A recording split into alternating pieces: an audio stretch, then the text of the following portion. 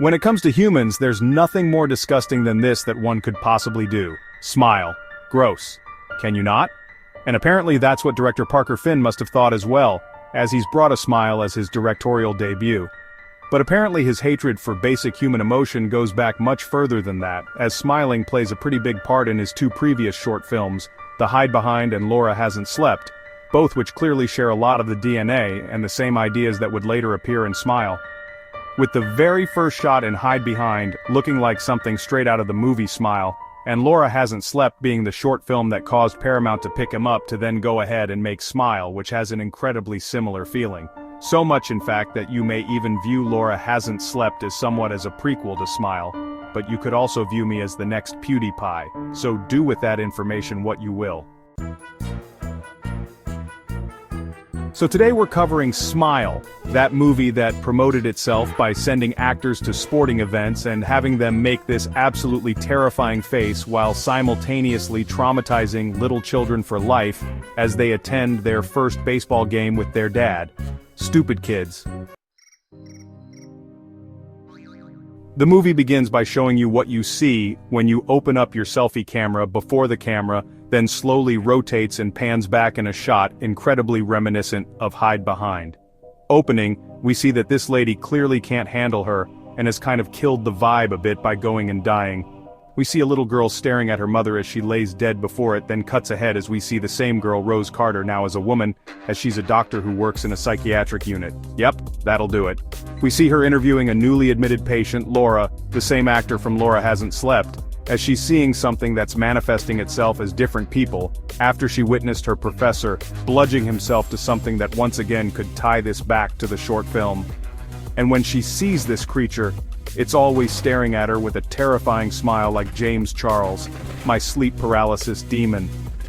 Hi sister, the creature has told Laura that today is the day that she's going to die.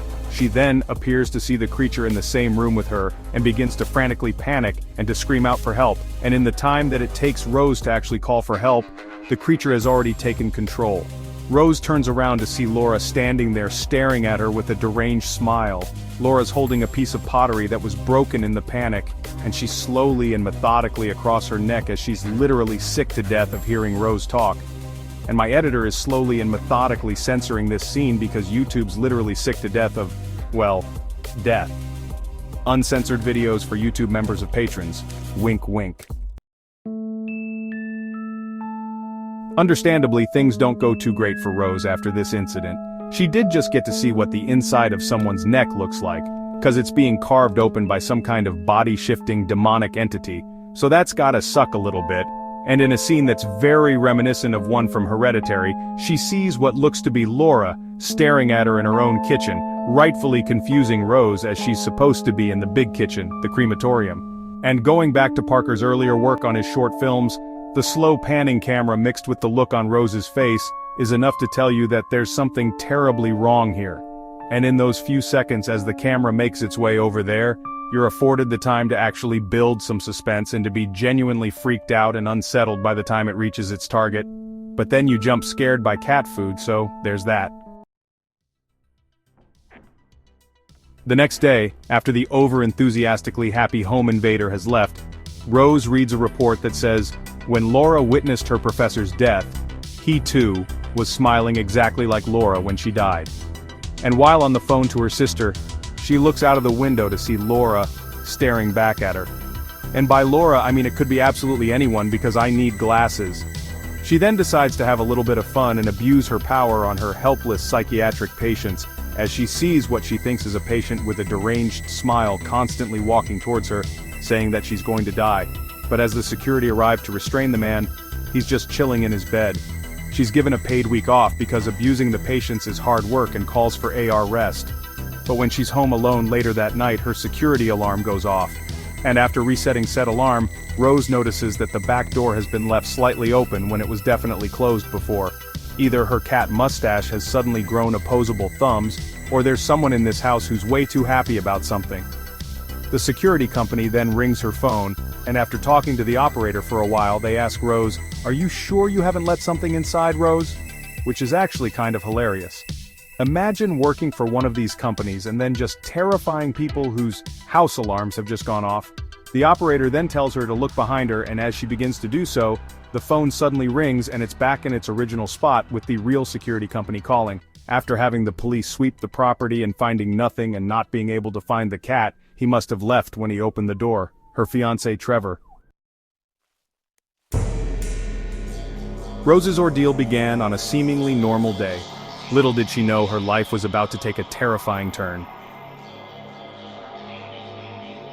Rose arrives home from work and is starting to seem a little bit concerned for Rose as she's been acting a bit different.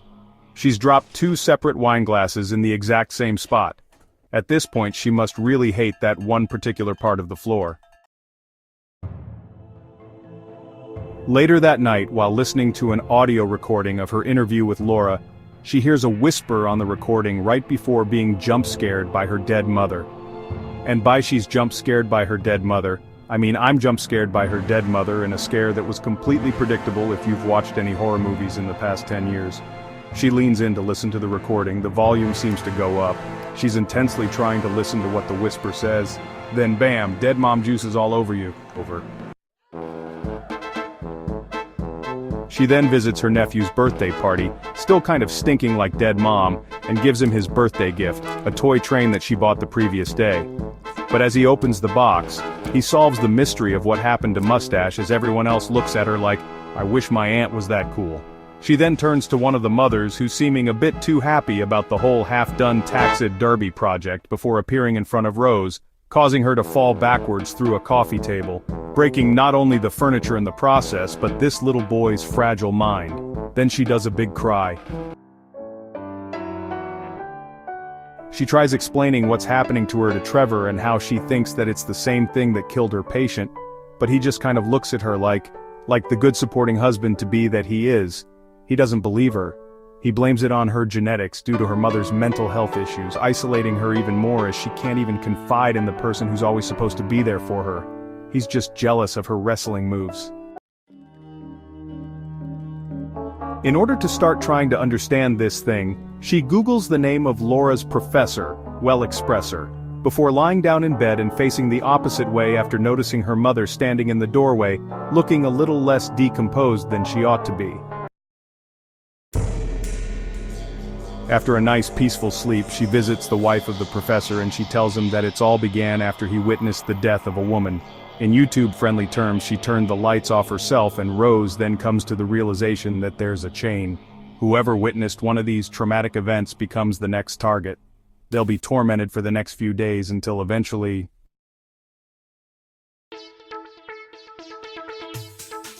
it's time to pass it on to the next person, and unfortunately for everyone involved, it doesn't get passed on like chlamydia. Oh, maybe fortunately.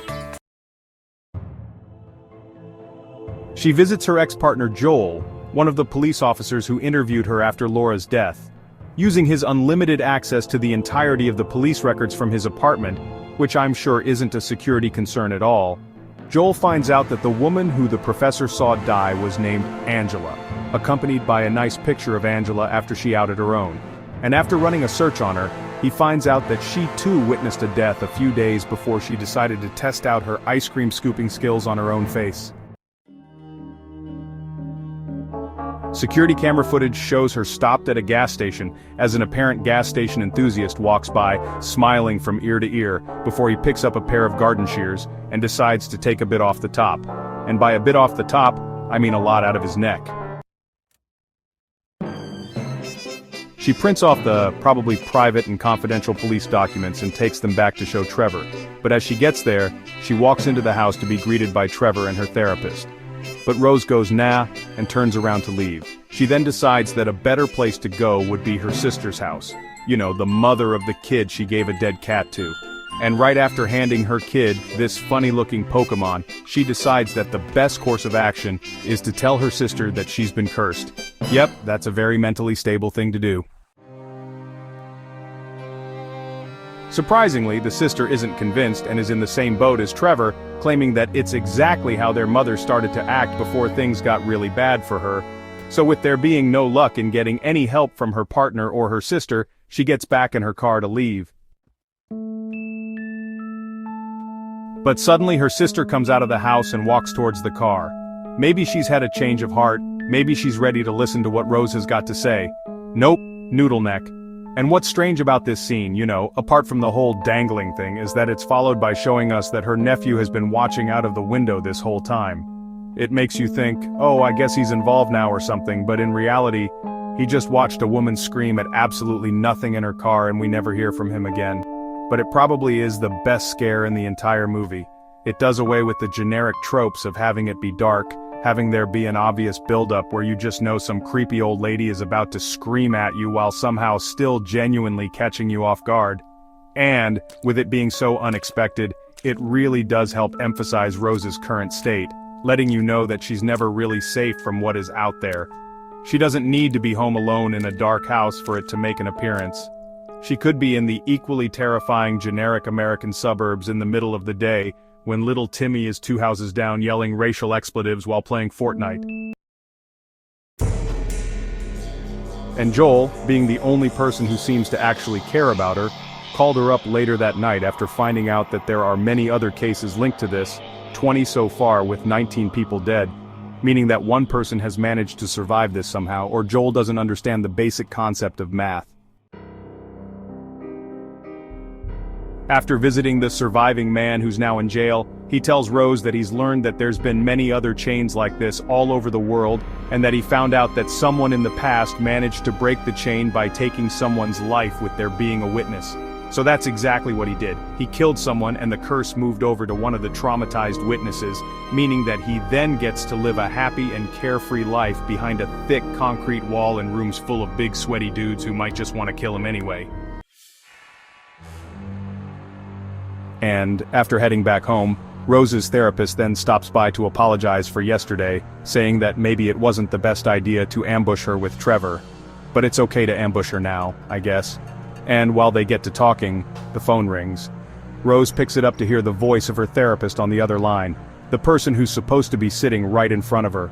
And getting a bit of deja vu, as apparently this creature really likes using the phone, Rose backs up as the therapist tells her with a demonic voice, "Almost time, Rose," before she grabs Rose by the face and goes in for a nice big wet sloppy kiss. A big wet sloppy kiss that's so traumatic it causes time to jump ahead with Rose now sitting in her car outside of the psychiatric unit, having a knife in the other seat, vowing to take revenge on anyone daring to own salivary glands. She walks into the unit and approaches the patient she accidentally accused of being violent the other day. And deciding that she's not done traumatizing this poor man, she pulls out her knife and stabs him repeatedly as her boss watches. But the stabby seems to be a bit too excited about the stabbing and her boss decides to take a layer off, as it's a little too hot in here. Turns out that she was just hallucinating the entire thing, and when her boss approaches her for real this time, she leaves terrified of the thought of what he's wearing beneath his skin suit. But while doing this, Rose comes to the conclusion that she needs to be alone. If there's no one else around, then this thing can't kill her in front of someone and pass on the curse. She drives away, calling Joel to tell him the plan before hanging up because boys are stinky. Without telling Joel where she's going, she decides that the best place to be is her childhood home because I bet this place isn't even the slightest bit creepy. Couldn't she have just picked literally anywhere else but here? It can't be that hard to find an isolated area, and one that's not already linked with a traumatic event. Here, creepy ghost entity thing. This is where my mother died. Please don't use that against me.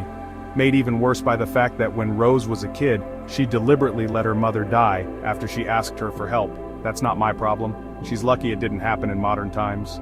Rose probably would have whipped out her phone and filmed the whole thing for TikTok. Once it's dark, Rose lights a lantern and gets ready for what's in store for her, mostly bad stuff. She hears her mother's bedroom door open and finds her crying in there. After Rose tells her that she let her die because she was afraid of her, the mother finds the thought of that absolutely hilarious and begins to smile. And apparently she's been eating all of her vegetables as she then exits the room as a tall, elongated version of herself, before appearing behind Rose and throwing her to the floor. With being given even more mummy issues, Rose bashes it over the head with a lamp and watches as it erupts in flames. Rose looks on as her mother's dance moves are absolutely fire before leaving the house and watching it collapse. With her mother cremated for a second time, she decides to go to Joel's place to apologize for all of the past trauma she created for him. But suddenly the lights go dark and Joel begins to smile. She makes a run for it and sprints right out of his front door, but is then back outside of her family home. She's either discovered fast travel or she never actually left. With what appears to be the real Joel then arriving, I assume finding her through his fancy police magic, but thinks he smells funny or something, so runs back into the house and locks him out. And with him locked out, she's then locked in and approached by the tall, gangly creature, aka my nickname. The creature tears its own skin from its body before it pulls Rose's jaw from her face, leaving her looking like Ash from Army of Darkness. The now completely skinless creature climbs into Rose's mouth, and Joel breaks open the door to find Rose pouring a can of kerosene over herself. She turns around with a big smile across her face and lights the match as Joel stands there in complete shock and utter disbelief. The movie then comes to an end with the horrific cycle continuing. In other words, they want to make a sequel. At the last second, I really thought Joel was going to save himself by closing his eyes and running in the opposite direction. But nope, barbecued ex-girlfriend it is. While it's not a necessity in order to watch this movie, I would definitely recommend watching both of Parker Finn's short movies, Hide Behind and Laura Hasn't Slept. They're only about 10 minutes each and free to watch on YouTube.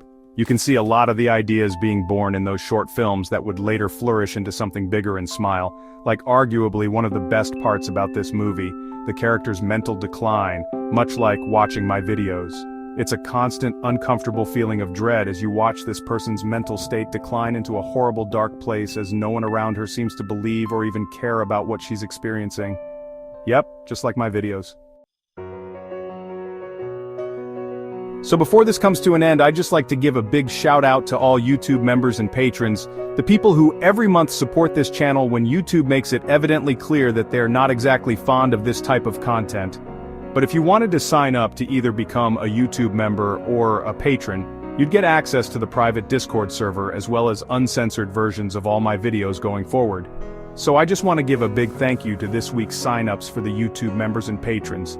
So starting off with the YouTube members, a big thank you to Rousey1, L9 Perry, The Pity Family, FX Dead Angel, Hera, Trevor Sire, Adrian Olson, Eric Burgess, Ulysses Espana, Bastion, Heedhole Films, SM Para, Mr. Doyle, and Donovan Farrell.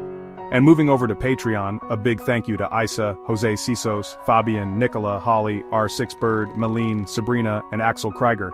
And once again, a massive thank you to all YouTube members and patrons, and a big thank you to everyone else for watching.